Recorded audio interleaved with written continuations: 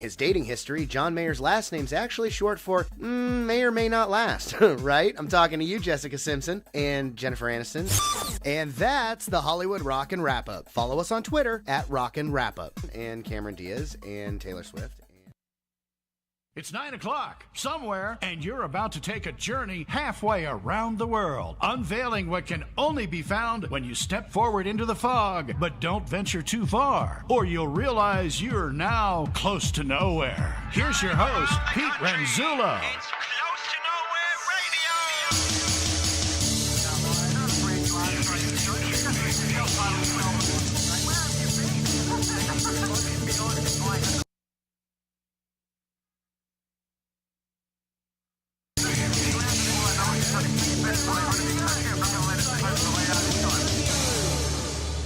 Yes, back for another week. This is Close to Nowhere, and I am Pete Renzullo, the host of the show. And this is the show dedicated to bringing you the music of Perth, Western Australia, and Australia in general. Now, this is the halfway point of the series. So I thought I'd just break it up a little bit this week and actually bring you a little bit of an interview / drinking session I had with a friend of mine, artist friend of mine, Jai Deeg. He's a guy that came on tour with us with my band, the Renzullo Project, last year. He was the sound guy for us, and he also played a support set for us. And when we got back from tour, we decided to have a bit of a post-tour dinner, and I had all the guys around and had Jai around as well. And I got a few drinks in us and had a bit of a merry time. And Jai in particular had a very merry time after demolishing 2 1-litre bottles of vodka all by himself. Now, he's a big guy, but that's pretty impressive. Anyway, Jai came up to me at the end of the night and said, "Oh, Pete, we're going to record an album right here, right now." And I thought, oh, God, here we go. Because I have my studio set up at my home. And he thought, that's it, turn the mics on, we're going to record an entire album. So we swaggered into the studio and got things set up. And rather than actually recording an album, we just had a bit of a chat with the mics on. And what you're going to hear now is some excerpts of that chat. So this is entirely unrehearsed, and we aren't trying to put on anything here. This is us as we were that night. So I hope you enjoy this. This is XSite Radio's Drunk Sessions with Jai Deeg. XSite Radio. The whole fucking world's listening. Pete, no, we've known each other for a while, haven't we, Pete? Well, I think 2002, my brother-in-law, who now is my brother-in-law, introduced us, Lee Camo. And I think, comedy album back then, but we've since played together, and it's just been a comedy of errors. And comedy of errors, all right. Mate, I love you, Pete, and we've done some good music. Don't put a cap on that, by the way. On the bottle? Oh, I won't. Yeah, don't put a cap on the bottle. And let it decant a bit in their mouths. Yeah, a lot of people will probably be really interested to hear what we do tonight. Yeah. Because, you've been part of so many albums. And, I was always and I've been part of albums, but we've actually never got together and really boiled it down. Well, funny enough, when we first started, I was behind the desk and you were in front of the mic playing. And then in recent years, live, it's been opposite. I've been on PlayStation playing. And you've been I'm glad you learned to play in between those periods. Well, when I started, Pete, you couldn't really play much, but now you're a freaking genius. And you know what we love about freaking geniuses? What? Brain capacity. Let's give another song, eh? Okay, what are we going to do? You know what, we'll start it off. Let's give it a bit more of a jig. How about I lead? Let's do it. Yeah, you take away and I'll just give you some backing. Here's a song I wrote about Broome. It's called about. It's called about. Yeah. I'm a bit drunk, and it's called Broome Time. Oh yeah.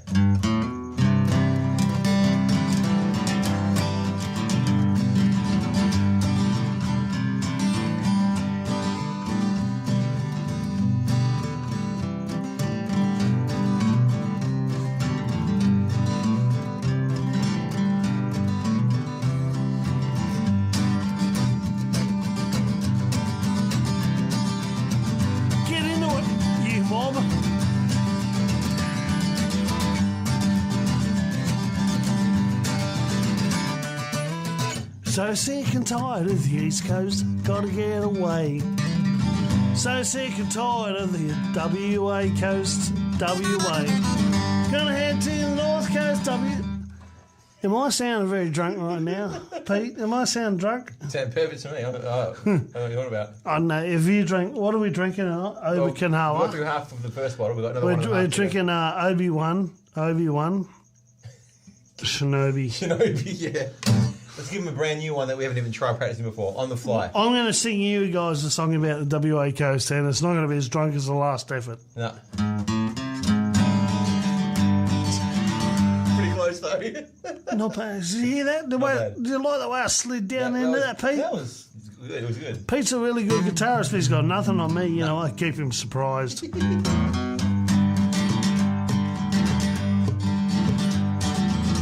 So sick and tired of the East Coast, gotta get away. Gotta head myself to the northwest of WA. Trekking across the Nullarbor, can't see bugger all. The city don't do it for me. Coastal cowboys looking for some sun. Big country, and I'm looking for bit drunk.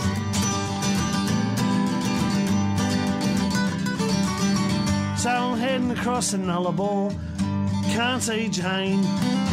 Someone said, gotta cross the Nullarbor, it's a fucking plane. Can't see bugger all, can't see bugger all, don't do it for me. Well, hey, can I talk about the Nullarbor for a sec? You know what, Pete? I crossed the Nullarbor. Yeah. And I found myself a little cave. Yeah. Went in that cave. I got spooked. By what? Yourself or? Just like the fact I went in that cave. I'm a big guy, right? You know, I usually don't fit in caves. But I did this one. It was massive. Yeah. And when I went in the cave, and I was starting to get all tribal. Yeah. I was starting to feel like the brothers are like on me and stuff. Yep. And I started feeling all weird. Yeah. Yeah. What would you learn from that? Or what would you share with everyone to say if I'm to share anything with anybody, it was like, don't go in the cave, because I didn't want to go in it. But why did you go in the first place? I didn't mean go in it. Go in it. Go in it. Go in it. Wasn't that at all? No. No, I was Would you do it again though? Would I do it again? Course I would, because I'm stuck in broom time, in the sunshine, having a fine wine. This is sunshine. I'm stuck in broom time, in the sunshine, having a fine wine, in the Kimberley dream time, and we're singing, yeah.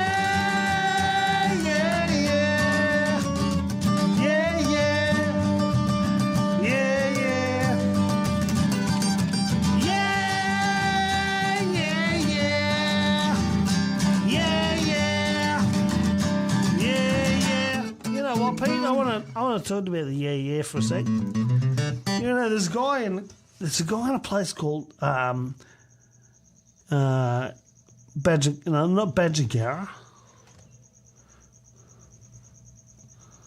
Kind of forgot the name off the top of my head. It's not Gidgekunup. No, but it's in Broome though. Because it's a bit south of Broome. Okay. Yeah, Badgeringa. Yeah.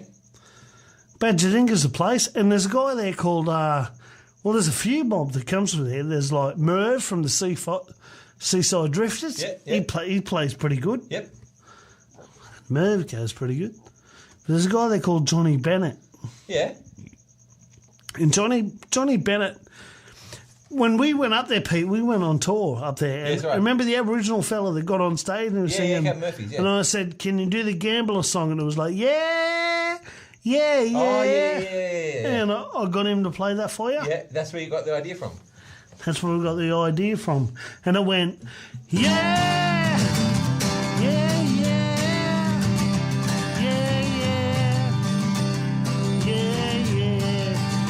He was singing,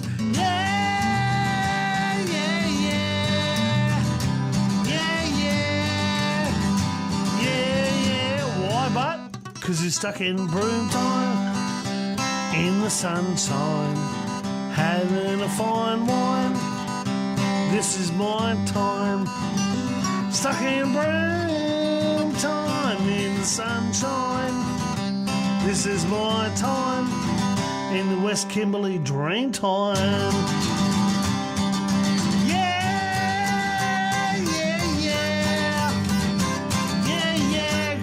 you, Johnny Bennett. Yeah, yeah. Yeah, yeah, yeah. Yeah, yeah. Yeah, yeah. This is my time. In the dream time. Having a fine wine. This is my time. I'm stuck in broom time. In the sunshine. Having a fine wine. In the Kimberley dream time. You're listening to XSite Radio.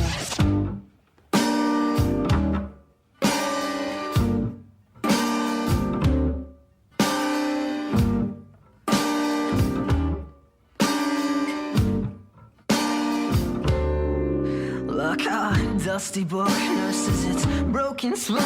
I'm a lush green field against this blackened sky. I'm an old sorry man with my face in my hands. In the front pew of this cold rundown church. And this voice in my mind says you best bend your knees. Cause this guilt weighs a ton. So bend your knees, bend your knees. There's a ghost in his bedroom watching his replacement hold his wife, but he doesn't complain. It's just a cold empty space. And he's screaming that this bird in her chest isn't love, it's regret. And that taste in her mouth isn't hope, it's humility. And a dissolving theory that she'll never be happy.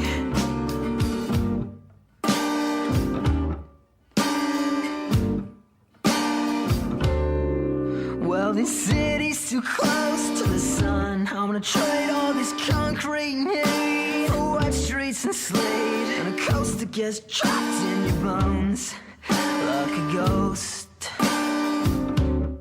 And this voice in my mind says you best bend your knees, cause this guilt weighs a ton. So bend your knees, bend your knees. There's a ghost in his bedroom watching his replacement hold his wife, but he doesn't complain. It's just a cold empty space. And he's screaming that this bird in her chest isn't love, it's regret. And that taste in her mouth isn't hope, it's humility. And a dissolving theory that she'll never be happy. Then I woke up on a cold bathroom floor when memories from my childhood overflowed. From the basin there were pictures and voices of friends, and the sounds and the scent from that house I grew up in. The music poured under the door. It was an old-fashioned score of a patient divorce. You see, the melody was a thief, swept my happiness straight out to sea. Just like a picture steals the attention from the frame, it doesn't explain, it just takes it away. Now I'm screaming that this bird in my chest isn't love, it's regret. And that taste in my mouth isn't hope, it's humility. And a dissolving theory that I'll ever be happy.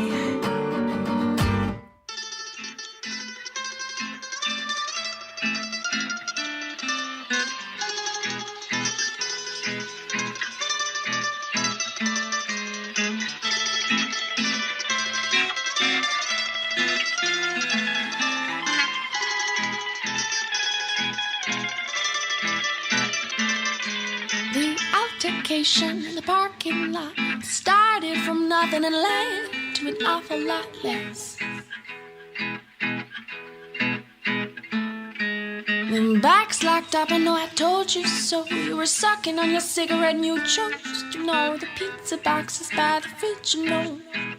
Been quivering on the edge for quite some time, they're about to blow.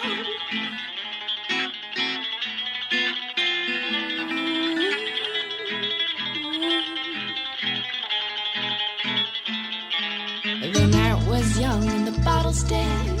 Force forcing me to lose my head. The scissors in the wall, I remember them well.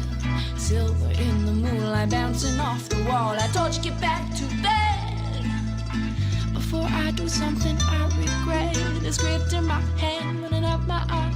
Started at my lips, now flows up my guitar. Pilsner's peak of excellence comes out in the best of us. Pilsner's peak of excellence comes out, don't give no rest, no.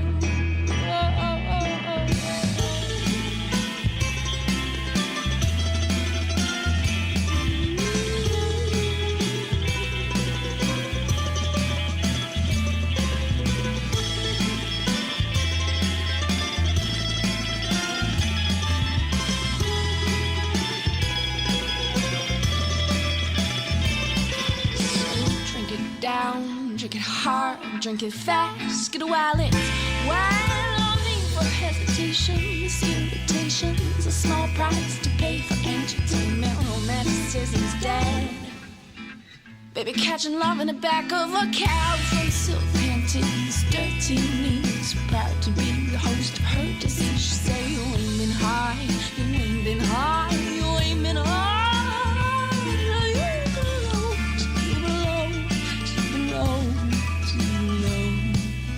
Pilsner's peak of excellence comes out in the best of us. Pilsner's peak of excellence comes out, don't give no rest. Oh, oh,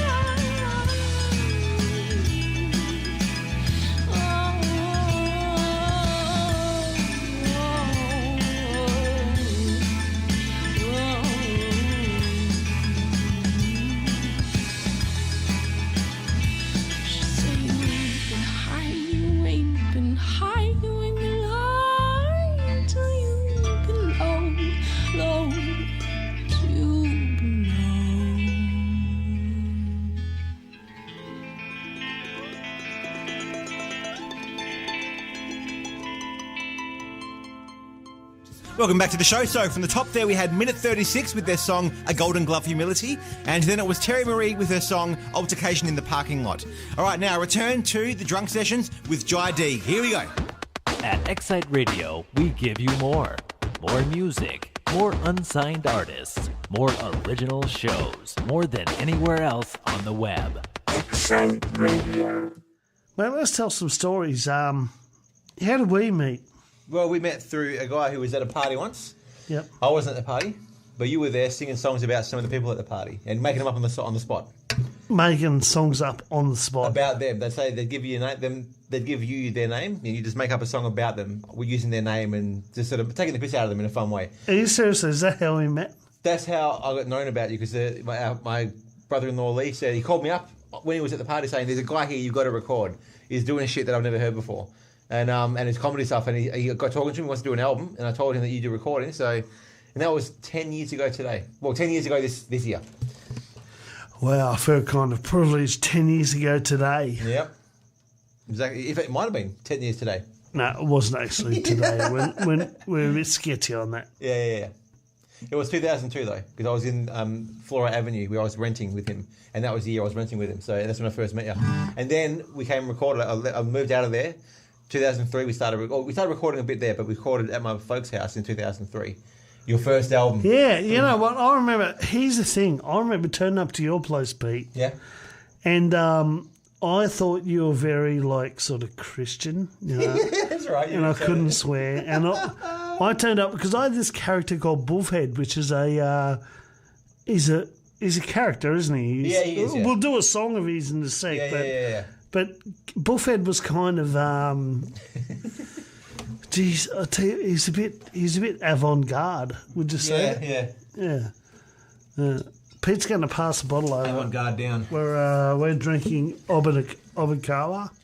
We should get royalties for this, shouldn't we?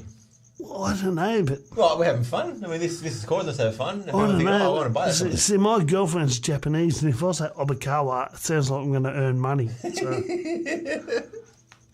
It is good stuff, though. I like it. I don't know if I can do 2 bottles, though. We're going to try, Pete. I'll be there with you, but I don't get through it. And I've got recording tomorrow morning, too. This will be fun. That's a good thing, Pete. You've never actually done a freelance recording like this, have you? No. Because you've always been tied as a fucking festered arsehole. You're so patronising. Anyway, you met first time, thought I was Christian. I really hate the guy.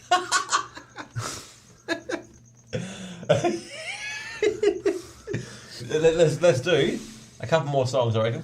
Give them something that they All right. Pete wants a couple more songs. Something they can dance to. What do you reckon? Do you want to do a cover? We can't broadcast covers. Oh, we can't? No. Got to do originals. All originals? Yep. We'll make it so original that we've never played it before. Let's do something that we've never made it. Oh, nice. There's a bit of advice, this one. This is more of an educational song.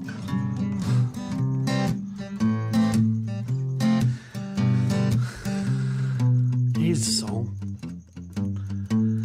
I'm just your average Aussie bloke and I'm proud to be Australian. But how come all these chicks look at me like I'm some sort of alien? One night I get a disco with the girls I couldn't dance with. Hey, must be a in your pocket. Cause see myself in your pants. I walked up to this girl, her name was Heather. I said, if I were like you, would I be dressed in leather?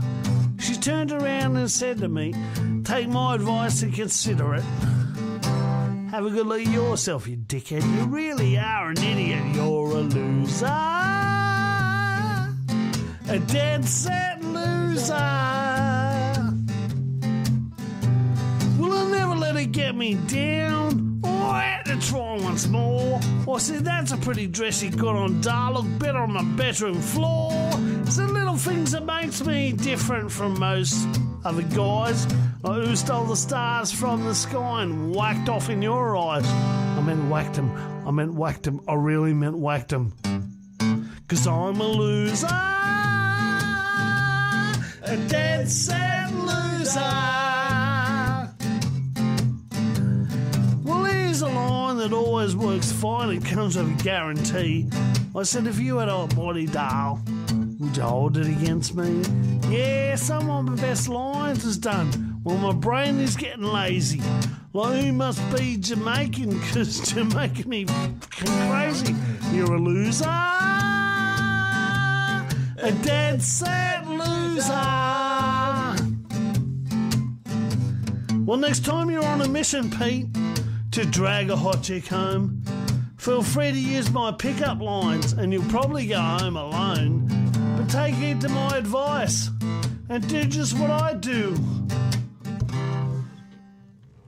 Go to some Sheila in the pub that you're standing at and go, hey, Yowen, I may not be good looking, but I'm the only one looking at you. Now I'm a loser.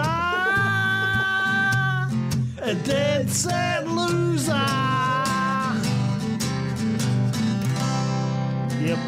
Yep, one of my best, Pete. Thanks for that. Pure homegrown Australian music, right here on Close to Nowhere Radio. I need a cigarette before I make the bed. One thing is for sure, you are made of dust. You go and make the call, cause I know just where you are. One thing is for sure, I'll be at your door. I'll be at your door. At your door. I'll be at your door.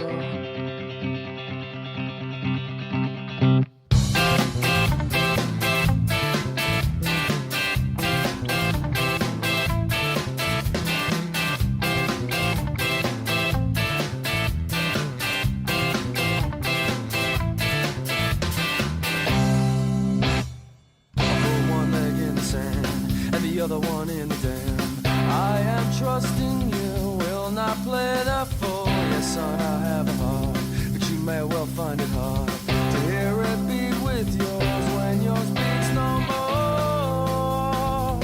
When yours beats no more. No more. When yours beats no more.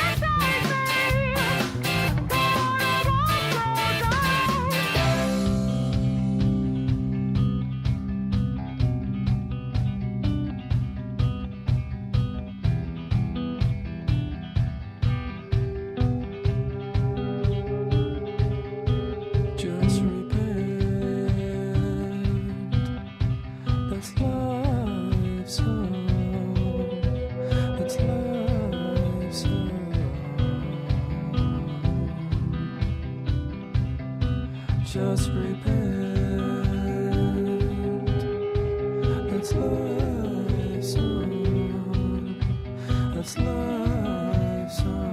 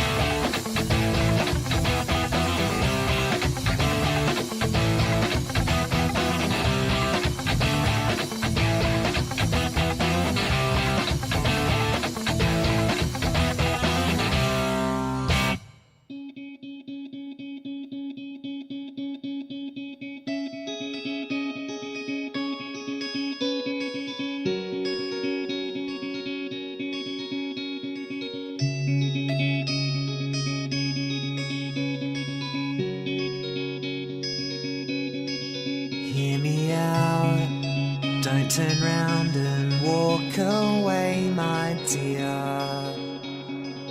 Bare my soul, I won't ask you to forgive me. Now I try to speak, I just can't find the words. Lift your head, all the shame is mine to bear.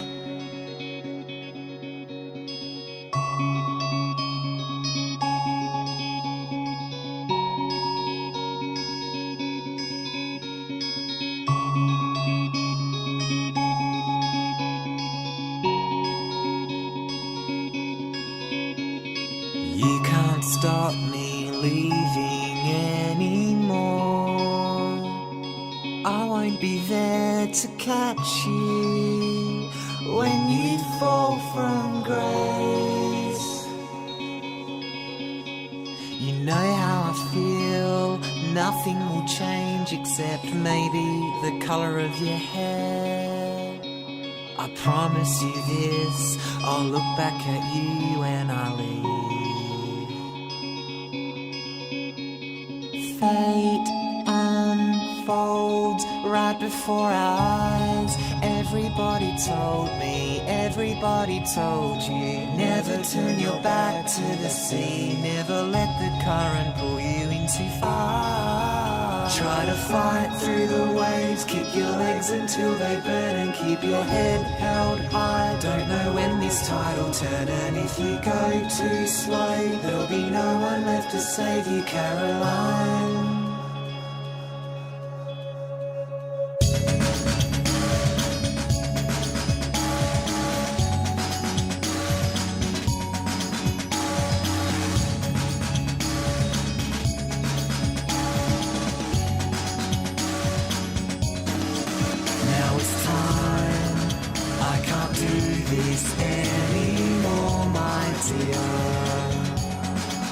Dry your eyes, just think back to when I hurt you.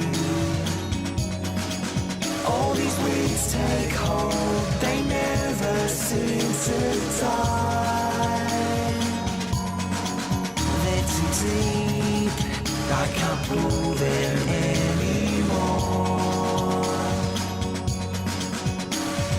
Your eyes shine in the silver light, flooding through your skylight, on the brink of twilight. Hold me in your arms one more time. Wish I had a way to tell you not to cry. Try to fight through the waves, kick your legs until they burn and keep your head held high. Don't know when this tide will turn, and if you go too slow, there'll be no one left to save you, Caroline. There'll be no one left to save you, Caroline. There'll be no one left to save you.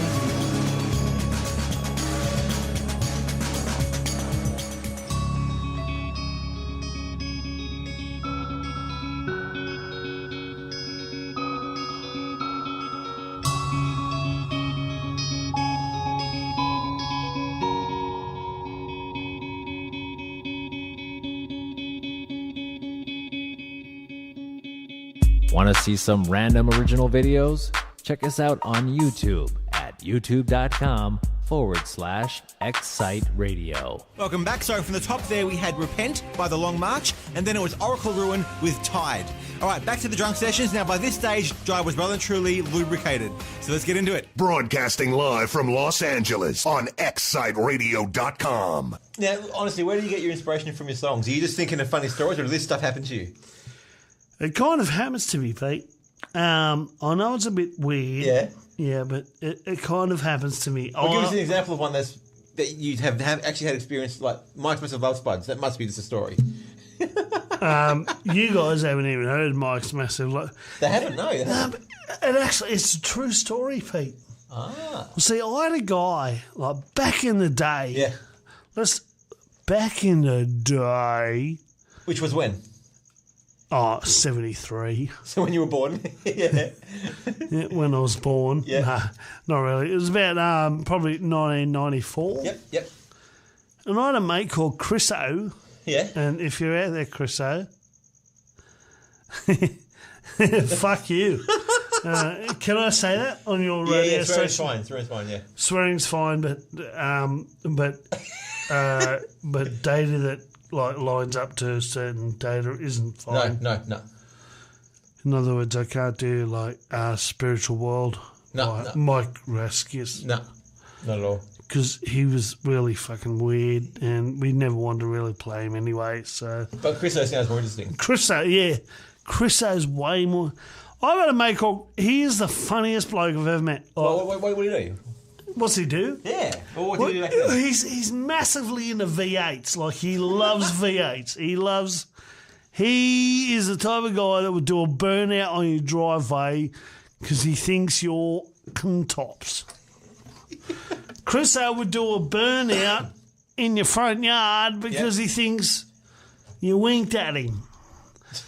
Chriso was the type of guy that would do a burnout All right, and we're going to say burn it. Do you guys even know what a burnout is? Yeah, like a skid. Spin his tyres in your front yard. it's a massive wheelie. Wheelie. There you go. Yeah, a wheelie on a car. Yeah. I can't even say I'm saying wheelie. I feel so sorry, everybody listening at home, but it's like a bike with training wheels on. It is. He's doing the most massive. Chriso had the most powerful car. Yeah. Seriously, it'd make your farts fucking triple if you looked at it. Like you look and you go, oh, that's a nice paint job. Oh, geez, I feel like farting 3 times more than normal. You all right? So what do you do about this? What's it got to do with Mike's Special Love Spuds? Well, nothing. Okay. Have you got a... So he's got no reason. You asked me about Mike's Massive Love Spuds. I was only going to give you the best. And you went to me, oh, what's the best, Wolf? And I went, actually, there's no best. Have you got a song about Chriso? Of course I have. It's called Mike's Massive Love Spuds. Let's give it to him now. I'm Mike's Massive Love Spuds are the talk of the town. 6 inches long, 8. Pete, can I play this one on my own? I'll give you some backing. Yeah. I'll give you some backing, yeah. I'll give you some country style backing. Country style? Yep.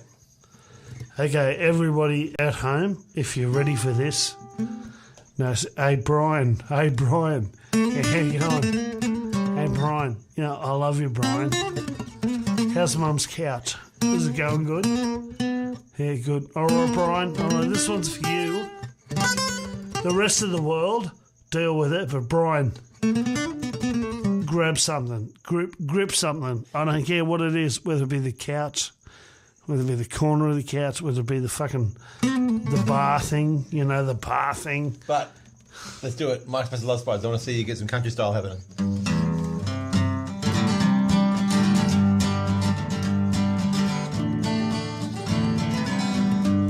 It's really bad guitar because Pete. I'm waiting for you. No, seriously, like I love music, and I hope you people love music back at home too. They love it. Anything independent, they love it. Yeah, but Pete, how do we sell tonight? How do we say? Oh, there's this really drunk guy playing guitar. No. This is a passionate guy enjoying a drink while he plays for you. Oh, I'm passionate. All right, I'll sell it as passionate. Give us some passion. Let's go. Between you and I, folks at home, I'm pretty fucked up. But for all those people that are not into being fucked up, I'm pretty passionate, and I'm going to sing some passionate music. Like it's like the day I kissed a lemon. Emma said, "What are you doing?" I said, "I'm passionate." I'm passionate. Right. Let's do it.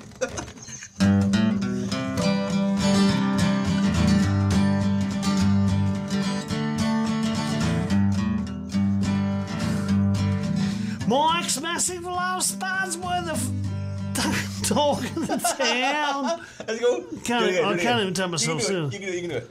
6 inches, 8 inches long, 3 feet fucking around. That's it. Whenever, you know what, guys.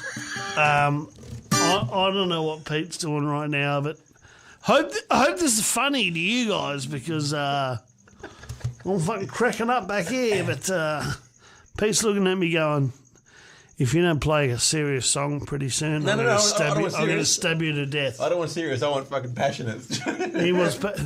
He wants passionate. Well, I've got to go to the toilet. Bottle's half full. And when I go to the toilet, I'm going to go passionately. So, Pete, you know what I love about passion? Yeah. Nothing. All right, I'll pause it. Pause. Yeah, we'll be back very soon. Yeah. Take 2 coming up. Close to Nowhere Radio.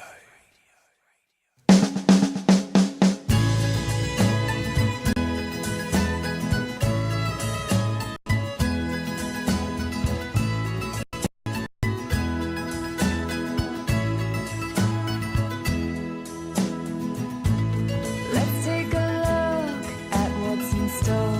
Can't seem to see past the big window. Seems to be growing bigger.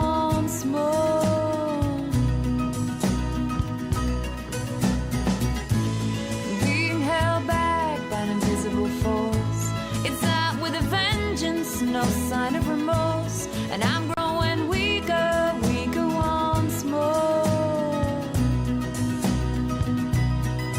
But I won't back down. Yeah, I'd go 50 rounds to feel me once again.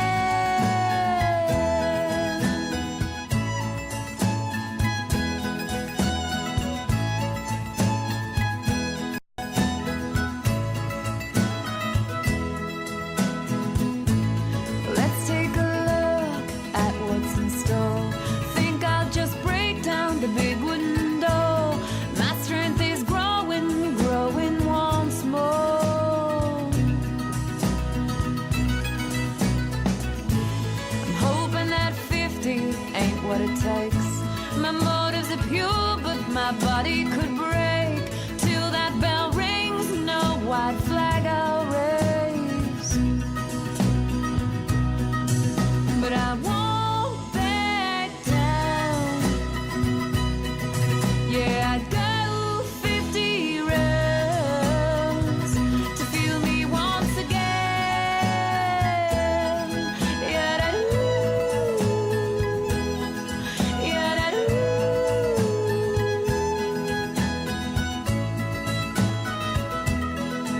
And I won't back down. Yeah, I'd go 50 rounds to feel me once again. Yeah, da-doo. Yeah,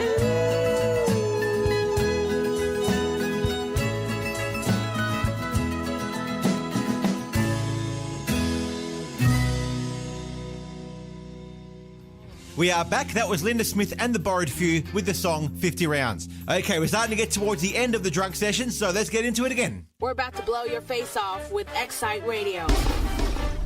The world is listening. XSite Radio. You're going to use this on a radio thing. So you be alright with that? Yeah, I'm fine with it. Yeah. Are you fine with it? I can't see it being a problem. I mean, we're not doing anything bad. Like it's all, and like I said, the only thing that we problem is if we do a cover because they can't really broadcast covers. So as long as we do stuff our own stuff, then we're laughing. And you're obviously laughing too. I hope they're laughing too.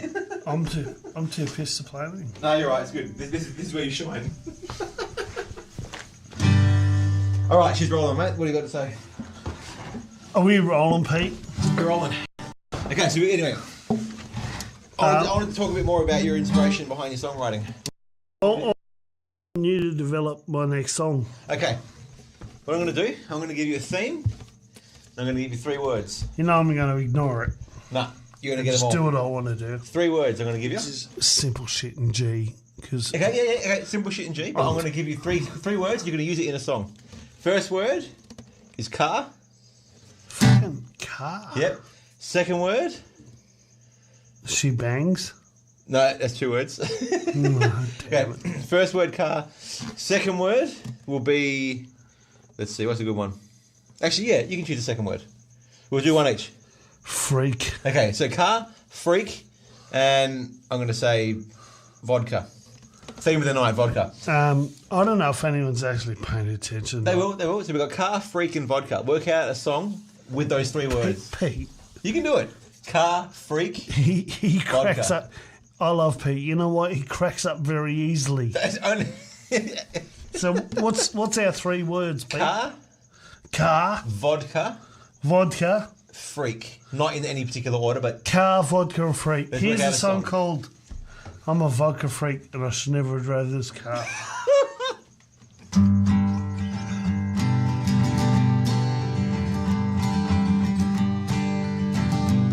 Very simple, Pete. Yeah. I once drank a quart of vodka. I was feeling pretty off my face, deep. And now I'm tripping out, spewing fire around the place. I was really off me tits. I was totally off me head. Should never drank the vodka. Should drank that cheap wine, fucking over Carnoa or something instead.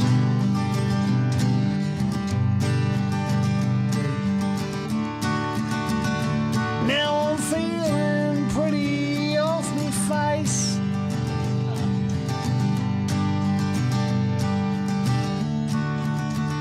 I've been drinking outside of Pete's place. He got lots of nice curls. Did I say vodka? Do we say vodka, Pete? Yeah, do we got to mention vodka in this I reckon song? if you can mention vodka, car, and freak one more time, then that's going to be an awesome way to wrap it up. All right, I got a V-dub, and it runs on vodka. Yeah. I mean, you guys aren't going to believe me, but seriously, check this shit out. It fucking works. And for all those people that put vodka in their cars, fucking idiots. I'm trying to fucking be an artist. No, seriously, hey, people at home, you can hear Pete. Pete is a really good artist. Listen to this stuff, At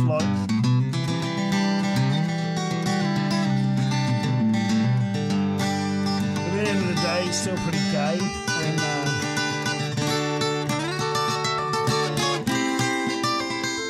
fuck off, Pete. Don't come around here with that shit. I mean, Pete, this program's about 3 simple chords. It is. And you just went and you banged it all up. Come around here with your artistic talent and your flair. It's more of a dribble, I think. We'll hear it back and think, what the hell was that? Dribble. Yeah, seriously, you're like the influenza. Influenza, I agree. Yeah. Of music. Yeah, influenza of music. Yeah, that's right. I'm a pest, in other words. Hey, guys, Pete's got a really nice guitar. He's got a very nice guitar. Maton, which is Australian made. Yep. Where's it from? Where's Maton? I think originally from Melbourne. From Melbourne? I think so, yep. Yep. People like Xavier Rudd, John Butler, Jack Johnson. Yeah, I think he is. Just keep blowing your trumpet, Pete. No, I don't make him. I just own one. All I'd like to say is that Pete's got he's got has anyone ever used a guitar pick? Yep, you have. Yep, good. Because Pete has got a guitar pick holder on his guitar. I do. Yep, very gay. And how many of you play songs with fingers? Here we go. I'm just about to check something out. Yep. Ready? 1. There you go. Pete, you've got one guitar. Hang on. I'm holding one as well. It's between you guys.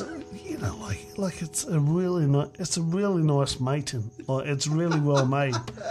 But on the front bit, above where the cutout is, above that, he's got a pick holder. A pick holder. Yeah. And guess what? How many picks has got in it? I've got technically 2, but I'm holding one of them. Pete, you're a cockhead. No, you've got one. Pete, can I just say you're probably one of the best guitarists on Oh yeah, okay. On Australian soil. But anyone did I just burp? No. Anyone that's got a pick guard there? A pick holder. No, seriously, it sucks. It's not as good. Knob donkeys, knobs. I'll play a lot with fingers and then picks in the one song. Don't try and pretend for 1 second, Pete. You know what you're doing. It's true. Pete, can you play? Everybody, here's Pete playing the most radical thing on guitar. Listen to this. Now I'm going to show you going from pick to this pick holder thing. All right, yeah. Go on, Pete. Show us the pick versus the pick holder. So fingers. Watch fingers. I'm watching Pete. This is how fast I can go to pick straight away.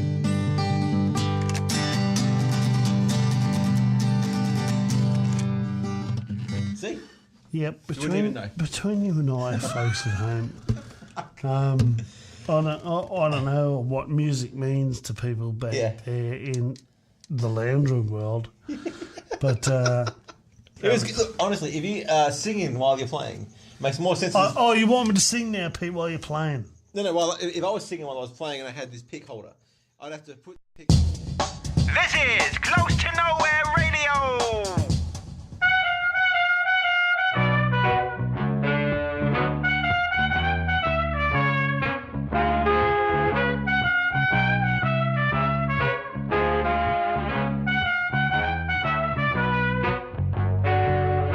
let me out, let me out. You know I done nothing wrong. You got your forces at work, and their forces so strong, so strange to be contained, and so far from home. I know you wanna keep me here. Please don't keep me alone.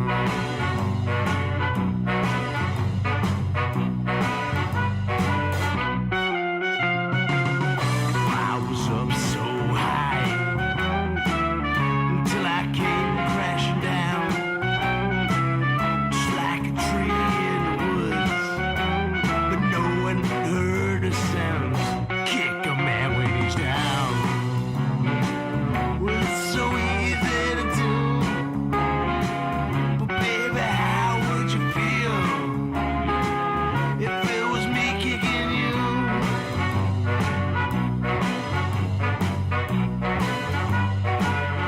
First you roll me like a rush, you avoid me like the plague. I committed no crime, but you got me in the hay. You're like a weight around my neck, and you keep bringing me down. Well, a blind man can see that I don't need you around.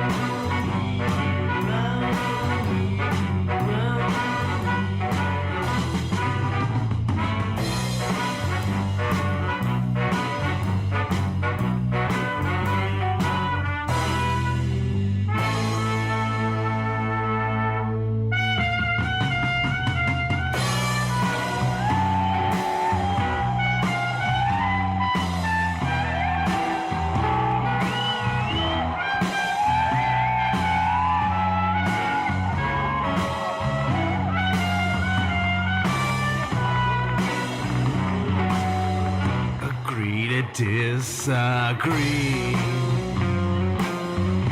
Just let sleeping dogs lie.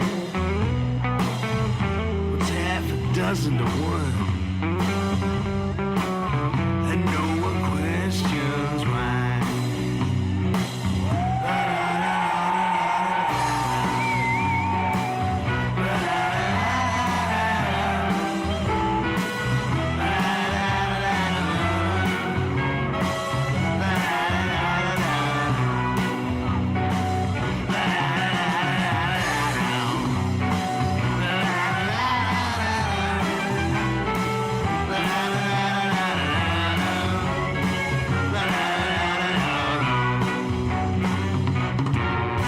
We are back, and that was Limpin' Dave Foley and the Straight-Legged Freaks with Sleeping Dogs Lie. And that's the show for this week. Thanks so much for listening. The final part of the Drunk Session's coming up right now, and I'll return next week with regular programming, including Madge Man's Mandolin Medley, My Chicken Plays Music, Open Mic, and all the best independent music from right here in Perth, Western Australia, and Australia in general. Thanks so much for listening. I'll catch you next time. Enjoy.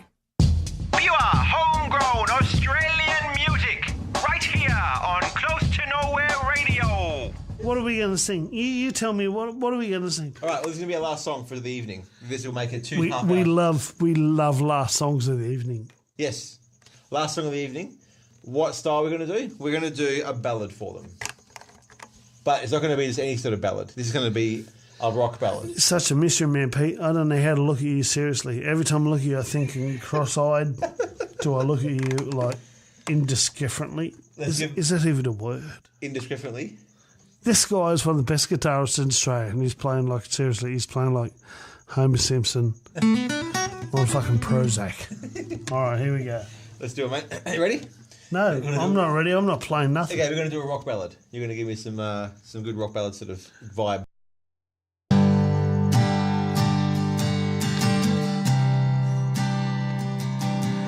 Yeah, yeah.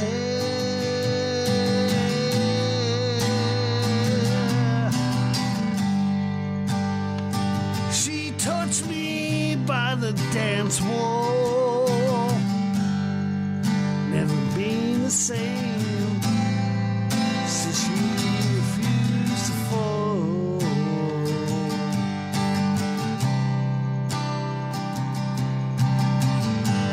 that sounded a bit homogenous, Pete. So what do you got now? Alright, ready? Oh, throwing a D chord. Yeah.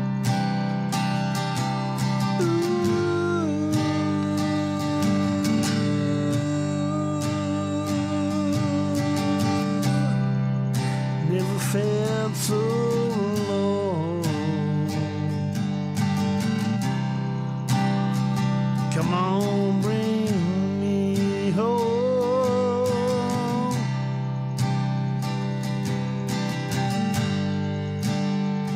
All I see is a lot of hip thrusting going on. I love a good hip thrust.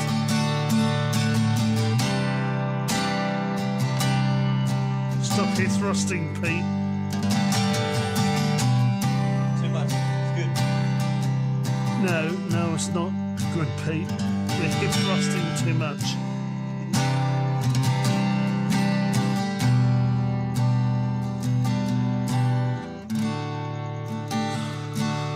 So I feel like growing a goatee. And when I'm talking about beards, I'm talking about the hair. Long and plaited. You're doing it. It's good. Okay, let's bring it home.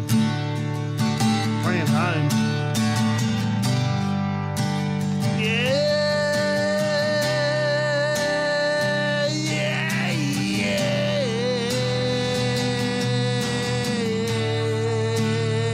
Come on, grow a goatee.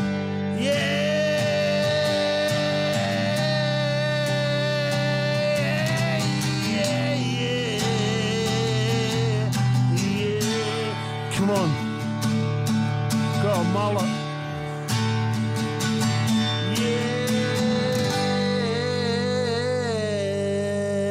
Actually, grow a mullet, a goatee, a mustache, and a tat. Grow a tat. No, that's the story. Is that really the story? That needed to be told, I reckon. That's awesome. Fucking, here we go. All right. I'm with one of the most talented guitarists in Australia. And Pete, all I've got to say to you is, Yeah.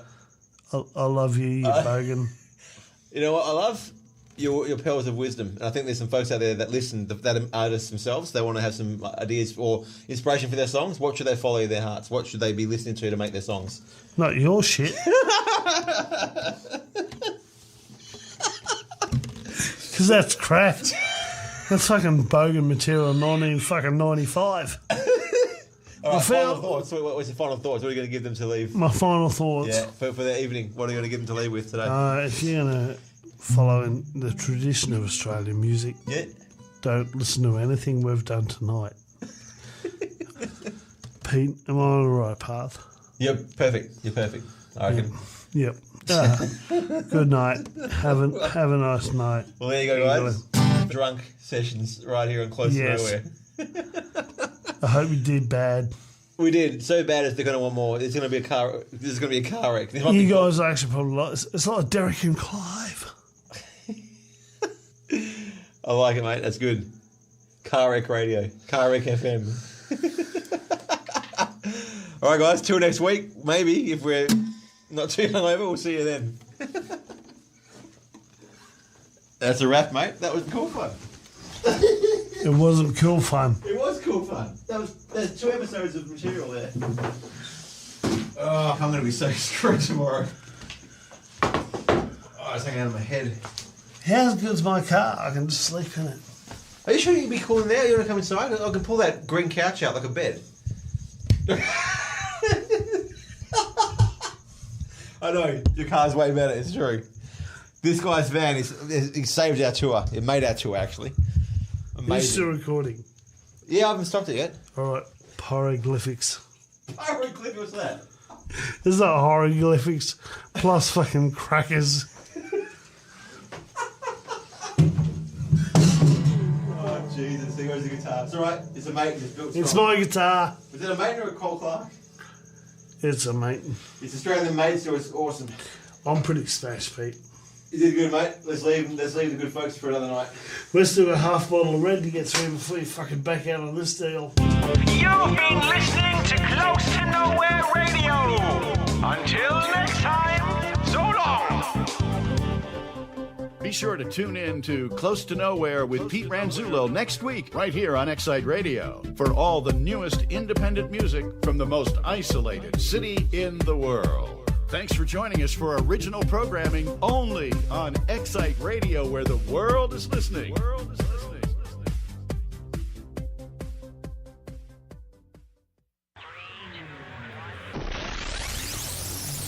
It's the Hollywood Rockin' Wrap-Up with your host, Jason Hadley. Battling divorce rumors and drug addiction, Chloe and Lamar are selling their Tarzana, California mansion. I'm sure the only cracks inspectors found were the cracks Lamar keeps in his crack humidor. Gigantic plates of rock. Videotaping her goodbye to a sleeping Justin Bieber, the fan leaving his rental home in Rio is accused of being a Brazilian hooker. Bieber should call in Charlie Sheen, considering Sheen's been with well over a Brazilian hookers.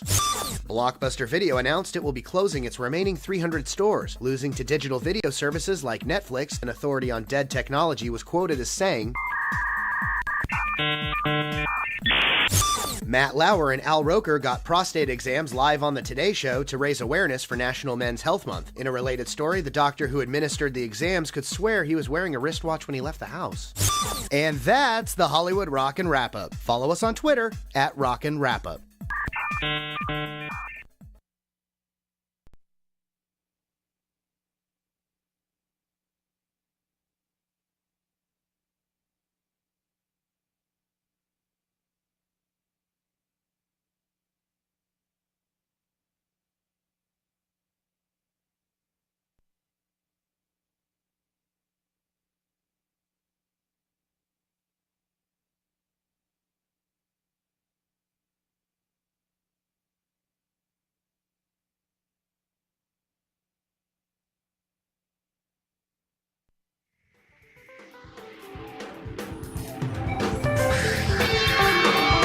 Hey, it's time. Turn it up.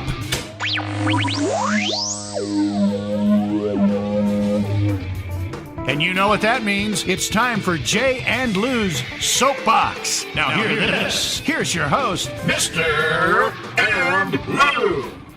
That's right. It's another wonderful evening, another wonderful Friday night. And we have a very special guest on the show tonight. This is Jay and Lou's Soapbox. And with me, I have Mr. Mike Austin. Hello there. How you doing, Mike? I'm doing well. Good. How about yourself? Really well, really well. Good to hear. Glad to be here. Good. Some of you may recognize his voice. Some of you may not. We don't know. You'll have to figure that out for yourself. At any rate, this is the real man talking. Gangsta Bunny. Yeah. We're gonna basically focus our conversation on one topic tonight, and that's the topic of the cyber wars. Mm-hmm. And I am fascinated with what's going on behind the scenes around the world that we don't really know about, that I happen to know that Mr. Mike Austin has a lot more information that he can share with us and tell us a little bit about, because you're the smartest cyber guy I know. You are the cyber expert. So I would like to know, first of all, is there an actual cyber war? Like, is there America versus, everybody else? I mean, we hear about the NSA. Not necessarily. It's more of, right now it's still a dick slapping match where everyone's trying to see who can get into what and where the vulnerabilities are. And right now it's testing the waters. Is it full out war? No. Okay. Because they would be taking down infrastructure. But when it comes down to, is there a threat? Absolutely. Yahoo just got hit with a serious malware bug that everyone that visited the site within that 72-hour period, their computers were infected with malware. Every single Yahoo account was infected with malware. It was a widespread thing. What does that malware do? Very bad things. Basically, that one in particular was essentially a cloning bug where it would just spread itself out and send itself to everyone's friends. And it would just essentially, it was a clusterfuck and, bottleneck all the services. So it was like, we're going to take down the network by overtaxing the network. Right. I see. So So talk about some of the strategies they use to take down, say like an infrastructure like Yahoo or like Google or something. Like if they wanted to shut down something like that. Oh, I'm sorry, I'm not at liberty to discuss that. Okay. Broadly, I'm not saying tell us the exact. Well, basically, it starts off with a T26 connection. You hook it up to a supercomputer backbone. No, essentially, it depends on what you're trying to do. Are you trying to disrupt service? Are you trying to gather information? Do you want credit card numbers? So it really matters on your approach, and any way you try to get in, you have to know what kind of preventative measures are in place and how to counteract those. So any measures they're going to have in place, there's going to be something. If you're going to brute force a box to try to get it to go down, they're going to have countermeasures in place like Cloudflare, which will prevent DDoS attacks. Now, if you have something where someone wants to get access to someone's email, typically, easy hacking 101 is lost password.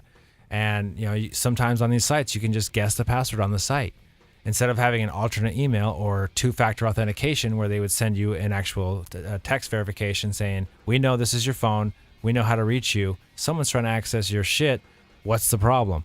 So without any sort of measures in place, you're going to be vulnerable and susceptible to this kind of infiltration. So it's kind of like Facebook. I have my Facebook account set up now so that every time I log into Facebook, it texts me. I mean, it just says... Yeah, I just got a notification. Someone was trying to get into my Gmail, my personal, and they told me to change my password. Yeah. They're like, we don't recognize this computer. We don't recognize this IP. We have a problem. Was that me from the little Polaroid? No, this was yesterday. No, you're completely safe. As long as you're on my IP in my network, you're safe. Then yeah. Oh, I see. Okay. So someone was doing a little fishy-wishy from out and beyond, and I'm not too happy about that. Now, the other day we were talking about... well, let's go back for a second. Okay, go ahead. You mentioned something about Facebook. Yeah. Now, we had a client, a very large celebrity client, who was his Facebook was hacked. Now, the problem with that is his Facebook was linked to several other online franchises, including Amazon, Best Buy, and so on and so forth. So once they got the Facebook information, they went to all these other websites, logged in with his Facebook, because they're already logged in as him, and made purchases in excess of $500,000 on his credit. Wow. Because he has no limit on his black card. So, they went and had a fucking field day, went around, everyone was just like, oh, he's just, in one of those moods. No fraud protection, no nothing. Not this is a regular spending. It's like, you have a black card, there's no fraud protection. It's like, this charge will go through no matter what. Right. They pay for that kind of privilege. And if something happens, we'll deal with it later. So the credit card company is now in debt for $500,000 because that's their policy. Wow. Celebrities are privileged few. Yeah. Because the celebrities don't make enough money, so let's go ahead and give them some free money. Yes and no, Depends on who they are. Exactly. Yeah. So, but yeah, that's and certainly no matter how, well, your new toy doesn't work, does it? I know. It's so sad. We got a new mark, mix track Edge, some new little component to make everything integrate. It works when you don't use Pro Tools. Yes. But unfortunately we do here, and we're still working on that one. Hopefully it'll be ready by this weekend. But cybercrime and all that stuff, identity theft is the number one crime in America and in pretty much the world. Everyone is susceptible. You must have a unique identity, and we like to say a 3-tiered password system. So you have your email passwords, you have your website passwords, and you have your bank passwords. Right.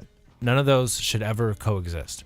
Right. So, and your PIN should not be your voicemail password. Your PIN for your phone should not be your bank PIN. There's just simple common step things. Get a new phone where you just type your PIN in once, and then every time you unlock your phone, you use your thumbprint. That way you're not typing in your PIN and you don't have people looking at you typing in your PIN. That's another security measure where it's just a safe peace of mind, because someone sees that PIN and you set your phone down for a second, your phone is now vulnerable. Right. They could go install an app remotely and then have full access to your device. Now, a lot of people don't really aren't very savvy on how to protect themselves on the internet. What is stay off RedTube. What is that? What's Red? Oh, it's like a Simpsons fan website or something. What you want to do is install definitely a security software, a company called Sophos, Sophos, for a great free software for OS X. And then for PC, you're pretty much into the gambit. You're going to have to do a subscription, usually a 6-month or annual subscription, costs you around $30 to $50, and it gives you essentially daily or weekly virus definitions because PCs are extremely vulnerable and are under constant attack. Yeah. So really, if you want to get away from the whole nightmare of the world, you switch to Mac and don't look back. Jack? Yeah, and let's talk about the difference between security on a Mac and a PC, because there is a huge difference between security. It's a completely different code base. Yeah. PCs have been around. There's been more time for people to learn the vulnerabilities. And the code really hasn't changed much, and people don't upgrade. When they get a PC, they're running XP for life. They're like hardcore thugs with it from the street. Yeah. So, yeah, if, on the rarity if someone buys a new computer, the market has shifted. Everyone is migrating to Mac. Mac is now the number one, PC and laptop and tablet and smartphone and everything else they make provider for the world.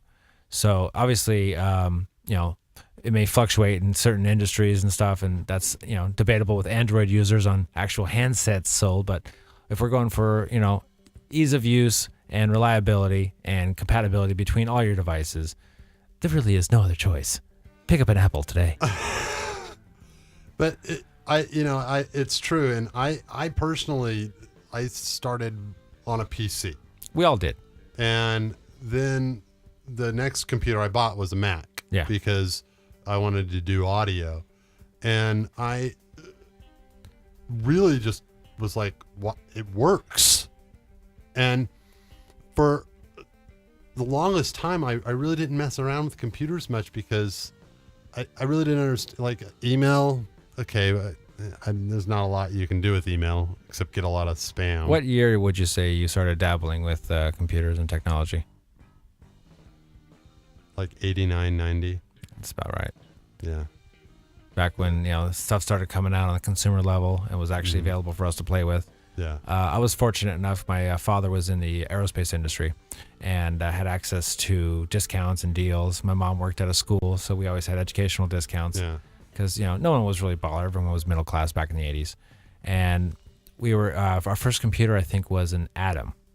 This is a beige computer. It was basically like, think of like a Apple IIe, but a PC version, and just didn't have software or shit for it. So one thing it did have going for it was it could play ColecoVision games. So we were able to get the adapter and play video games on the computer. Totally defeated the purpose of what it was supposed to be. Right.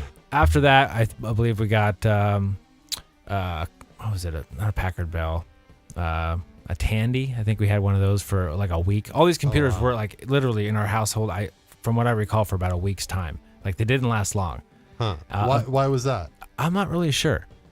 Did they break or? They were there one day and they weren't the next. So I don't know what the story was. Exactly. It was just really weird until we got a Mac. Now, the ironic story with this, and I'll share a little fun tidbit for everyone out there. My brother picked up a Mac, and my mom was, getting all this hype from him saying, "Oh, I love it, my computer." And my mom's like, "Oh, cool." He brought it over. We played, he had a Mac Classic. Mm-hmm. So he had basically Risk, the digital game, and it was so fucking fun. Yeah. So we played, the whole family was playing it. My mom, I was taking a shower, getting ready for school. My mom comes in, opens the door, rips open the shower curtain. I'm standing there totally naked, and I'm just like, "What the hell?" She's like, "What kind of computer did your brother get?" I'm like, "Really? We're having this conversation now?" "Oh, I'm on the phone with him," and I'm like, the phone call couldn't have waited. I'm sitting here holding my junk, cold as fuck, because obviously when the door's open, it's cold. Not happy. So I'm like, "Get the fuck out of here." And at that point, I was almost, because they just came out with the new LC model, which was the color model. I was like this close to saying LC just for like pissing me off. I'm like, you got the Mac Classic. So that's actually the computer I still have this day. That's the one I have for a showpiece. Still works, still boots up. Wow. And I'm actually looking into a conversion kit to hook up USB and internet to it so I can actually make it a functional presentation piece. No way. Yeah. That would be fun. Yeah, kind of geeking out on that one a little bit. That is cool. And I'm not going to turn it into a fish tank. So fuck you all for mentioning that shit. It's disrespect. You know, I remember the first computer we had in our house was an Apple. Yeah. And that's because my parents were teachers and they had a discount for teachers. Yeah. And so, and it was that old, I mean, it was just one, I don't remember which one it was, you know, because I'm not as nerdy as you, but as geeky as you, whatever. The as thing Patrick would say, there's a big difference between geeks and nerds. Really? So it had a little screen like about that big, you know. It was probably an SE. Yeah, I think so. That sounds like, it sounds to me, I think I remember that SE or SE30. And that was a nice model. It was a good fast model. That's typically what they had in the schools. That's what they had in my middle school. In my elementary school, they had Apple IIe's, and that's where I was first introduced to Apple. Yeah. We were basically, making little dots move, and he had Oregon Trail and little games and stuff. Right. All ASCII graphics, monochrome. Totally. I remember that. I remember when I first saw that first color monitor. It was an IBM 4686 VGA monitor. No. Before that, it was a 16 color. Okay. The 16 color came out, and I'm like, okay, cool. 16 colors. That's when ANSI came out, and that's when we started making little picture blocks. Then it went to 256. And then when 14.7 came out, we're all just like, oh my God, we have TV now, and you can get a TV tuner card and all this stuff. And, I was, all my buddies were kind of on these bulletin boards. They're called BBS back in the day. And I did one of those, yeah. It was kind of like the underground. If you stayed inside, didn't like doing any other things, you could still communicate with the world and meet different people. They had meetups, so kind of like clubs, stuff like that. Yeah. And it was fun for a while until I guess ran into the one guy. His name was Somtow, and he was like, "I want to take you with me to fucking where do you want to go? Somewhere in China, And I went to my mom and dad. I'm like, "Hey, this guy wants to take me to China." What the? And they're like, "Yeah, we don't think you should hang out with him anymore." Yeah, I don't think that's a good idea. So I don't know if it was perverted or if he was just trying to be cool, if he's just, because obviously I'm getting up there in age and I still feel like I'm a kid. Right. I do grown man business, but I still have playtime as well. Yeah. So, you live and you learn. Nothing ever happened, thank God. But at the same time, it's the parents are there to protect you, and I'm just glad I didn't become some little Asian man's fudge boy. That's kind of a scary thing. That was like literally could have gone down because that was in that time where people didn't know. No. And you we weren't really exposed to believed. Maury wasn't around, Yeah, Maury wasn't around. Pre-Jerry. Yeah. But you really believed that the people on the other side were 100% who they said they were. Oh, you would take it at face value. You're a kid. Everyone you're supposed to trust and live and learn. But obviously, you knew some things didn't add up. Yeah. You put you got your mental clck going. You're like, no, this doesn't it becomes too good to be true. Suspect. And I always, I tried dating online before I got married, and I just so many times I would come across these girls that would send you these, letters where you're just like, or these, emails where you're just like, who falls for that? Yeah. Like literally, like they're just like, I'm super horny tonight. What are you doing? Or like, do you remember me? Yeah.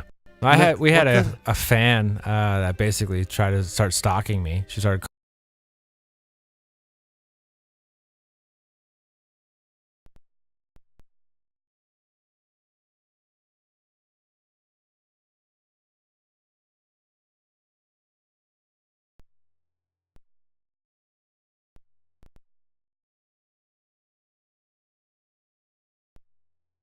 I'm getting up there in age, and I still feel like.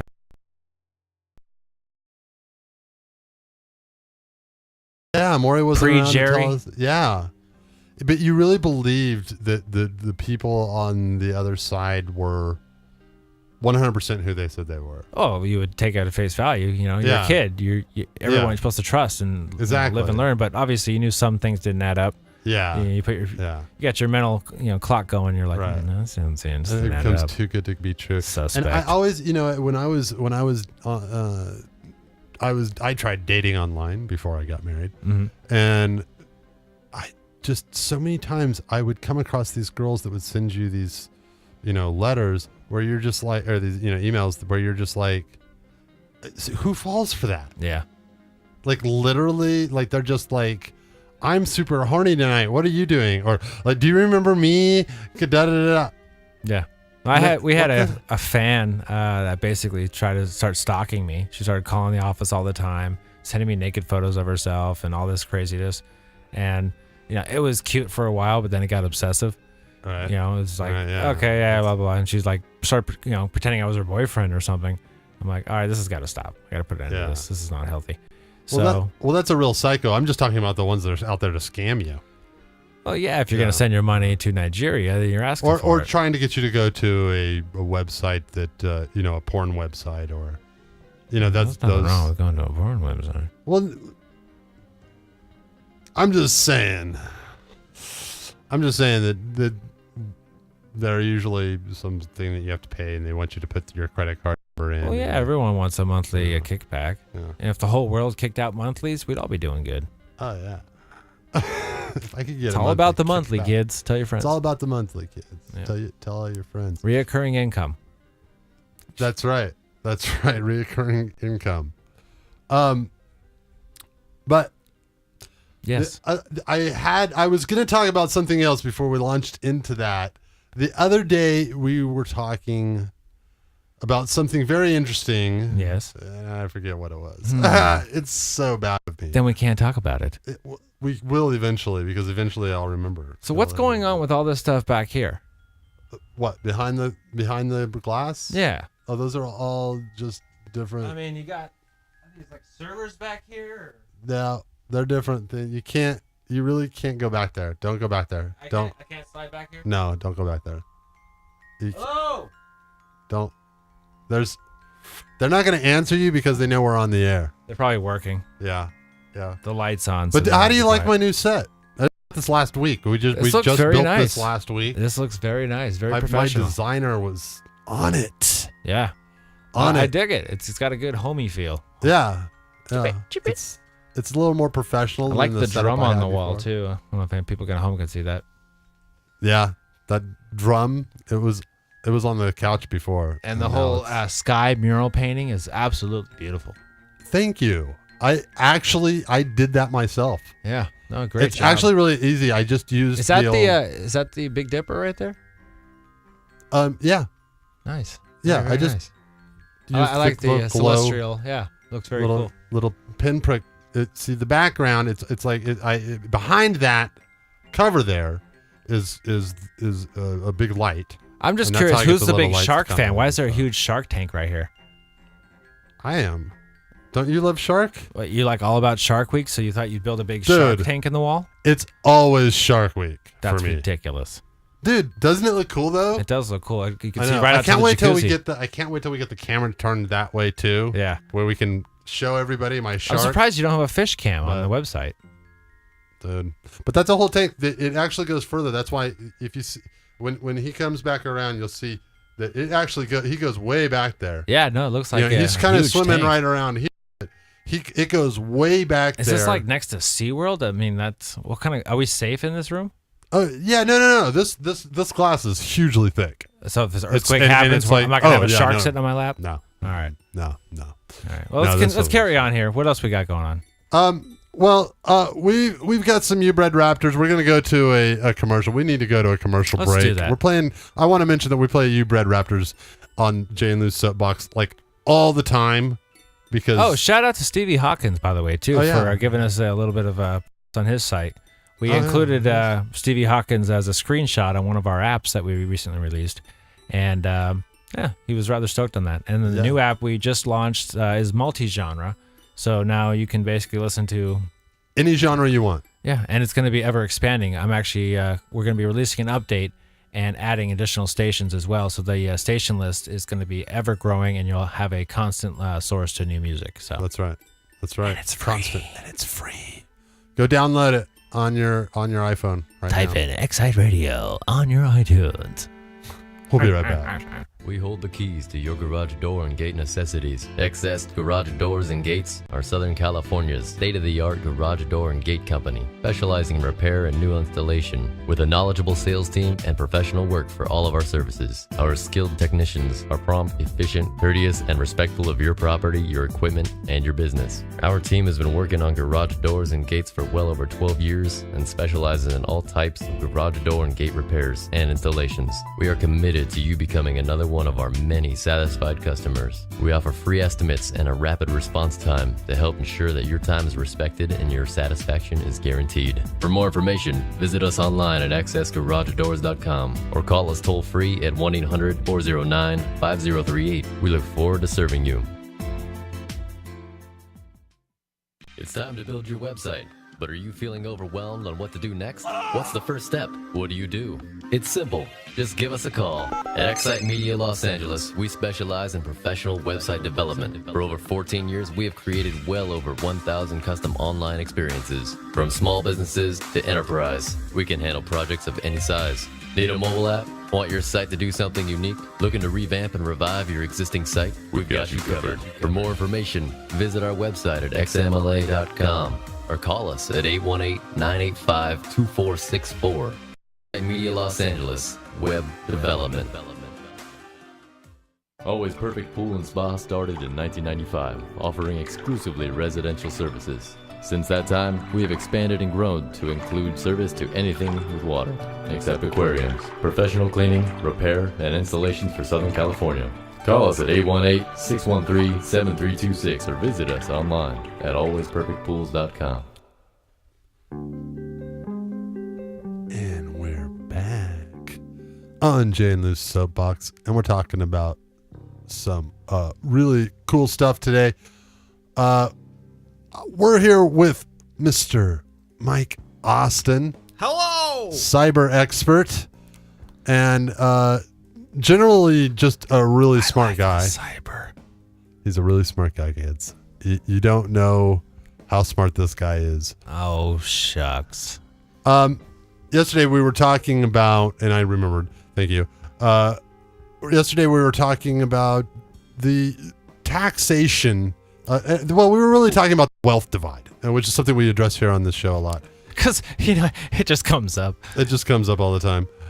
The divide in wealth and how we can even things out, because the 1% just has too much, and they just need to give up a little bit more, and because when they lose a little bit, nobody dies, but when poverty kicks in and people are starving, people start dying. But is it really the 1%'s responsibility? And that's a good question. And I think that what you have to ask yourself is, what are your social responsibilities? As somebody, keep your yard clean, don't have your dog shit on my lawn, and maintain a healthy and well-being. Right. Healthy well-being, exactly, for something that's comfortable for everybody. Right. Well, nothing's ever going to be comfortable for everybody. Well, I guess what I'm saying is what I'm talking about is, and we have to remember that to really understand the 1% and how much they really have, you really have to kind of Well, it's do like some I have research. one Twinkie. They have a lot more than that. Yeah, it's more like they have all the Twinkies and you have a crumb. No, it's got a wrapper. No, they took the wrapper too. You son of a bitch. That's what I'm saying. People don't understand the hugeness of the divide. So at any rate, I'm saying that taxation, a fair tax is the way to go. Shout it, and brother. A fair tax means that we don't pay no income tax. Get rid of the income tax. Shove it out the window. He's on the soapbox, kids. Nobody pays income tax. And corporations, you don't have to. There's no double taxing that way. Corporations are people. Corporations, I don't care what you are. I don't think you're people, because it's a different story. The road I want to go down is this one, that we were saying about an infrastructure that could tax everybody on a fair basis for everything they do on a regular, so that everything was. So every time I go and take a shit, I got to pay a nickel. Whatever it is. Yeah. Nickel a flush. Right. A nickel a flush, a dime a douche. A dime a douche. A quarter a spat. Yeah. So that you're literally getting charged per action you make. So it's similar to that movie with Justin Timberlake, In Time, where you had the time on this thing, and every single thing you do exhausts from your time supply. You're allocated a certain amount, you're able to earn more or gifted more, but once you run out of time, you die. What movie is that? In Time. In Time. Underrated. I'm gonna have to look at that. Give it a once over. That sounds like a good film. It sounds like something I would like. It's a strong rent. Yeah. Yeah. All right. I'm gonna have to check that out. Netflix. I think that and everything that you do should be credited accordingly too, so that correct. if you're productive and you create assemble or print something on your 3D printer or use your creative ability, you would be rewarded credits. Right. Or if you're able to monetize or compensate yourself in such a manner, you do so. Yeah, exactly. But there's a fine line between capitalism and what you can, and entrepreneurialism. Right. That's a word I can't talk. And I kind of, and that's a very deep, futuristic hole to go down. Yeah. But I think that is kind of where the future is headed. And you said that the infrastructure wouldn't support that right now. Unfortunately, the U.S. infrastructure is about 20 years out of. How long have computers been around? About 20 years. That's what I thought. How can we be 20 years? So we set up computers. Well, basically, we don't have a point-to-point infrastructure to every single house. They need a single system in place, a interconnected system controlled by one party or multiple parties that it's interconnected, like an interweb, if you will, or fiber optic connections to each house with redundancy, because with that kind of system in place, you could essentially automate your entire life, going down from everything is paid through a credit system or whether it has a monetary value. It would be linked up to a master system, which would be a redundant network array, which would allow essentially full cataloging of every single thing you do and your ins and outs, basically like a virtual checking account for your life. Right. And everything, is there. I'm sure there's a few movies that have followed the same example. Their names escape me at the moment, but it's the principles are relatively the same. The way we're raised is you have to work for what you do, and you have to live to work, and you have to work to live. You have to like what you do, just so you won't go postal, and then at the same time you have to be able to handle your shit. Well, and here's the other thing that I think that is missed a lot. There's a lot of people out there that want to work, but no one will give them a job. And I'm thinking that everyone, they have a certain set of skills, or they're afraid to jump into something that's out of their comfort zone. It's like, would I want to stop doing what I'm doing to go do construction? No, but if I had to do it, I would. Yeah. But that's just me.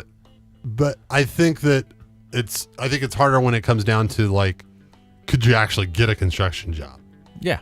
Like, I mean, I couldn't. Why? I don't know anything about construction. What do you have to know? I assume something. No, you're not a licensed contractor. You don't have to know. Only thing you need to know is how to swing a hammer and screw a screwdriver. Right. And you're making, $8 to $12 an hour, working your ass off, but you're making money. You're putting food on the table. Yeah. And you need a car to get there too. It's better than standing up all day. Remote sites everywhere. Oh yeah. And see, but those are all the things that figure into it. If you don't have a car. Well, it comes down to how comfortable do you want to live? What can you do? What occupation can you support that you actually enjoy, that you may become good at with time and experience? And in that time, can you support yourself? Right. Yeah. And I think that, I think that's oversimplifying it. Like, go out and get a job. Oh yeah, I think so. In the grand scheme of things, where there's a will, there's a way. And not if there aren't any paying jobs. And there aren't always paying jobs for everybody, because not everybody can go out and do construction. I'm sure not everybody has the actual physical ability to do that. At any given point, there are at least 100 jobs available in every particular market, depending on location. Well, right now, It's just so people don't. There are millions of people. There are more people out of work right now than there were in the Great Depression. Well, the population has quadrupled since that time. So yeah, the numbers would add up to that. No, but yeah, but it's higher than unemployment's higher than it's been in 20 years. I mean, you look at and here's the thing that when they release the numbers for the unemployment, that's only for the people that have been unemployed in the last 3 months. Now, if it's past 3 months, then they just consider them not working. They're not unemployed anymore. Well, you have two options in that instance. One, you have to be, you're not going to make it in this world without social skills. Right. If you can't talk to somebody, you're not going to be able to go anywhere. So if you're just a bitter old man, fucking, we're counting the minutes till you die. Sorry. Yeah. If you just hate life and everything sucks around you, you know what? Good riddance. Because we're having a great fucking time. Right. And we only go around once, and I'm going to enjoy my time around. Right. So, in that instance, if you want to do something, say you have no money. Okay, you're a bum on the street. Let's start from there. Yeah, let's start from there. Let's start from someone that has absolutely nothing. Okay. Are there not charity organizations or hostels or maybe community centers? Not enough. Oh, I'm sure there's not enough, but do they not exist? Yeah, they do. Okay, what about gas station bathrooms? What about hotel restrooms? What about fast food restrooms? Yeah, that's quickly going. I mean, in some areas, no. In some areas, in New York, it's sparse. I know that, but Santa Monica. Well, Santa Monica is the home to homeless, so that's and they still pass laws for that shit. Yeah, well, they have. I guess they have places for them, but I know that in Santa Monica, if you go to any fast food restaurant or whatever, you have to get a key to get into the bathroom. Well, that's most places. You have to get a key. Yeah, and most times, but that's to keep the bums out. Yeah, but at the same time, the kid working behind the counter isn't giving two shits unless they know of a guy who's spreading shit on the walls. Yeah. If they're going in there just getting themselves cleaned up, shaving, from a razor they found in the trash. No, one time I saw a bum, and I used to walk in when I would go to work, and I used to walk by the same area in downtown Santa Monica, and I saw a bum that would wash his face and shave every morning in the same fountain, and just a water fountain outside. Just get cleaned up. Use resources. Just get cleaned up. Yeah. And I've never understood that. Why wouldn't you at least you see bums in their hands? It's like days and days of gunk on their hands. Yeah. I'm like, seriously, you can't find somewhere to watch. There's the problem water is fountain right once there. you get to that point where nothing else in life matters, where you've lost your drive and will just to live. What's the point? You're living on the ground. You're walking on your hands and knees. When you can't eat, you can't walk. You're crawling to try to find any morsel of food. You're fighting ants at that point. Yeah. That's why you eat out of the garbage, out of necessity, not out of want. Yeah. So to get out of that rut, it's basically you need to fucking pick yourself up by your bootstraps, get yourself somewhat healthy so you can actually function. Yeah, I have a problem with that. Pick yourself up by your bootstraps. I think that everybody's had help in their life, and I wouldn't be where I'm at right now. I wouldn't be. I mean, I'm not 100% stable, but I wouldn't be there without the help of my friends. Well, why not institute a new program out there that basically, don't help the people that are jobless, because people that are jobless will eventually get another job. Start at the very bottom. Go after people. Start an organization like a Red Cross or a nonprofit that basically helps get these people off the street, puts them in a shelter or a housing facility, gives them a 9-to-5 job, gets them something there functional and capable of performing, and then help them introduce them back into society. It's the same thing as any other institution. It's just, a lot of people don't want to feel institutionalized or live in a halfway house. And most times, if they're on the street, they're fucking crazy. There's a reason they're on the street. Yeah, there's some people that want to be on the street. Yeah. There are. And that's a different story. But I think that a lot of times what we see, especially here in California, are comfortable bums. Have you ever met a homeless guy that had the same name as you? Or a similar name? No. That fucked me up one time. I was living in Studio City. This guy came up to me. He's like, "My name is Stephen Michael Austin." I'm Michael Stephen Austin. I'm like, "The fuck did you just say?" So why did he say that to you, though? Did he see your name or? No. He had no idea what my name is. And it was just one of those weird, whoa, that's creepy, man. Yeah, it was one of those weird cosmic interferences where, our paths crossed. I felt bad for him, wanted to help him out. I gave him basically blankets, pillows, and a pillowcase full of a fuckload of pennies. I have a gallon jar, arrowhead jar, which I'm just like, dude, this guy's getting pennies. He's hooked up. I had at least $50 in there. So I was like, fuck it, here you go. Just for name's sake alone. And then obviously it's the last time I ever saw this guy, but just for that instance, he had no idea who I was. You know, maybe he did. Maybe he was a con artist that looked up, you know, maybe early Facebook or MySpace at that time and saw who was in the area. Maybe I checked in somewhere. Maybe I looked like someone he recognized, because I get recognized a lot. That's not a bad con. But but it's a little far fetched. You know, it was too far fetched to be coincidental. Yeah, but that's not a bad con. True. You're welcome. Either way, ladies and gentlemen, providing you with cons when and genius more. goes bad. When genius goes bad, exactly. Oh my God, that's such a great con. So if you're playing the long game on somebody, no, that's a short con. That's a short con. That's a quick in and out. That's a quick in and out. $50 in your pocket. Yeah. You go buy your meth or whatever you do. Yeah. You watch a guy, he comes into his house and he always gets his mail out of the mailbox. You go one day and you look at his mail, you see what his name is, you put it back in his mailbox. Yeah. You whack a guy, you off a guy, you whack off a guy. Either way, you're having a good time. So, yeah. At any rate, there you go, ladies and gentlemen. Let's cut to a commercial break. Yeah, we're going to cut to a commercial break, and y'all just stick around. We'll be right back. Moment to Moment, the MTM Group is a full-service marketing and media agency that specializes in fostering emotional connections between client offerings and consumer passions. We produce memorable campaigns and experiences that meet client objectives through the thoughtful use of new technologies and core strengths we've evolved over the past 15 years. We lead with a proactive approach, listen and deliver. For more information, visit the mtmgroup.com or call 310-291-8066. We specialize in printing and product manufacturing for advertising and marketing. We look forward to serving your business's printing, mailing, and marketing requirements with competitive prices and superior customer service. To learn more about what we can do for you and your local business, visit us online at promedia.la or call 818-947-1605. promedia.la.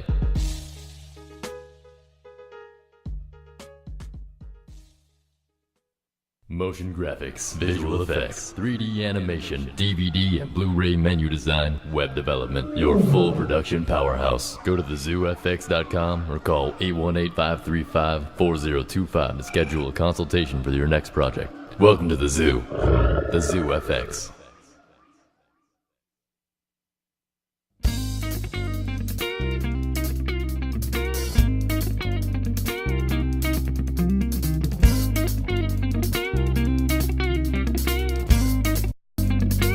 Откуда ты, почему ты не встречаешься со мной? Вчера я ждал и снова жду, а мне хотя бы номер твой. А завтра будем танцевать, ведь завтра огненное шоу. Мои друзья будут играть, нам завтра будет хорошо. Ты посмотри в мои глаза, и что ты видишь, расскажи.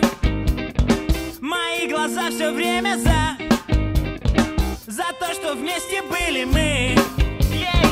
А завтра будем танцевать, ведь завтра огненное шоу. Мои друзья будут играть, нам завтра будет хорошо.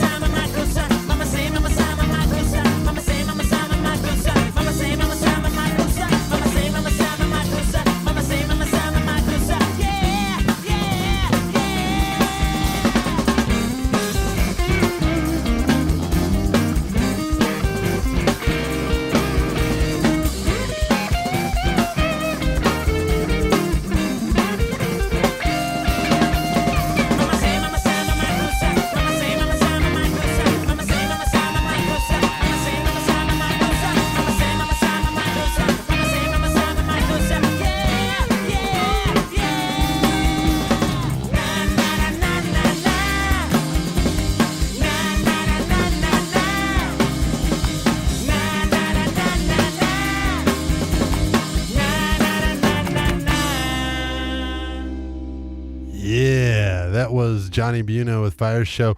We're right in the middle of an interview with Mr. Mike Austin. Unfortunately, he had to step out real quick. Hopefully, we'll be able to continue this interview if he gets things taken care of. Meanwhile, I got some great music, so I'll play for you. Here's Blue with Grasping at Straws. Enemies who pretend to be your friend, tricking you into thinking you didn't do the things you did.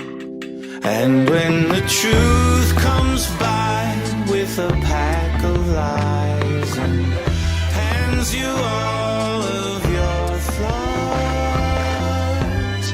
you're grasping at straws, reaching for stars, only to find you can't reach that far, pulling at loose ends like loose threads.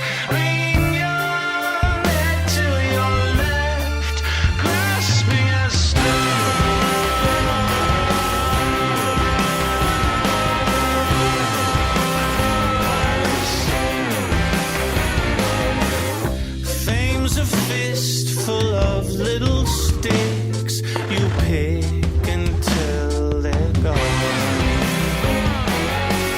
Some are short and some are sweet, but almost none are long.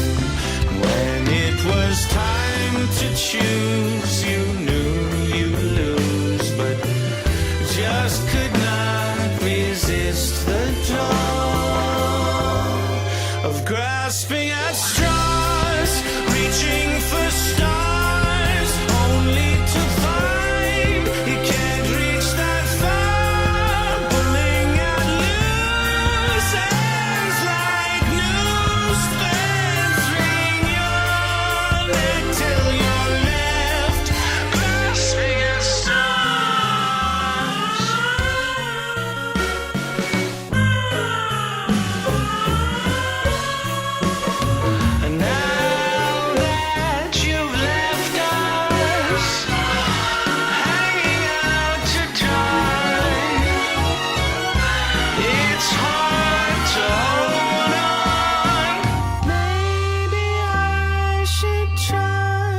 grasping at straws, searching for God, gasping for breath, beating the odds, grasping at straws, reaching for stars. Maybe I'll find it isn't that hard, pulling at loose ends like loose threads. Ring my neck till I'm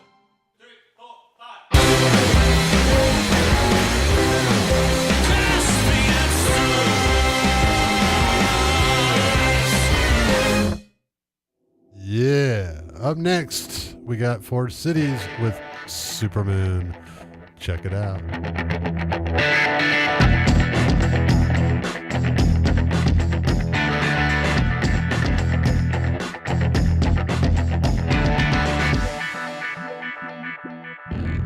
This damn little fear to my secret walls. I'll be waiting in the sun when I will fall with no soul. I miss the dance and beat the jump. It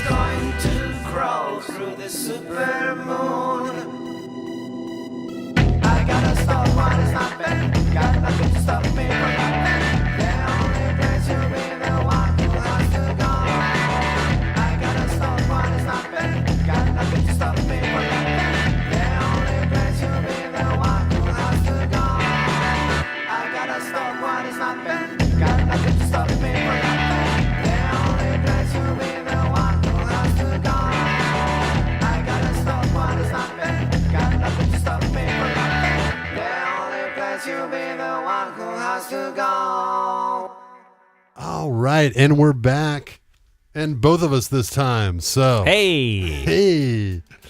All right. What our whole conversation led to the other day, which is something I kind of was wanting to get around to, and I want to discuss now at this last 12 minutes of the show, is the idea that why is it that we can't take, like when I drive down the road, I'm seeing Wi-Fi everywhere, and like some of them are locked or whatnot, but there's still a signal going to them. Why can't we build an infrastructure based on existing people's Wi-Fi? Because it's not your Wi-Fi. It's not your internet connection. It's not your hardware. It's not your password. Right. It's not yours. No, but I'm talking about the government. It's not theirs. It's not theirs. It's not theirs. What's stopping them from taking it? The already. Constitution? Okay. Let me ask a better question. Let me rephrase that question. What's keeping the government technologically from using that, utilizing that as a network? Because that's private space. It's not public space. They don't have rights or access to. There's a lot of things they don't have rights to do. Obviously, and we're not going to get into a debatable thing on left and right. But when it comes down to it, if you want something done right, you got to do it yourself. So you have to put your own infrastructure in. The government has to have their own nationwide public Wi-Fi, or hire a subsidy like Google or AT&T to go and fiber the entire country, and boom, they control it. Yeah. Whether it's free or whether it's subsidized or whether it's but like taxed. Right now, if the government wanted to shut down all the internet in America, couldn't they? Or is it too fragmented? Yes, they could. At the end of the day, yes, they could. You get an FBI agent coming to your location, to a main data center, flashing a badge and saying, you cut the lines now or else you're all going to jail. So someone's going to cave. Yeah. There may be one or two that it's like, no, you don't have rights to this network. It's a private network. But again, they're going to have warrants. They're going to be able to pull their little cop tricks and get whatever they want anyway. Now, I heard about a town that actually installed their own network, and then they were told that it was illegal for them to have done that. And only if it's not going through the proper channels. You have to go through City Hall, get permission and permits. No, it was the city that did it. Yeah, they decided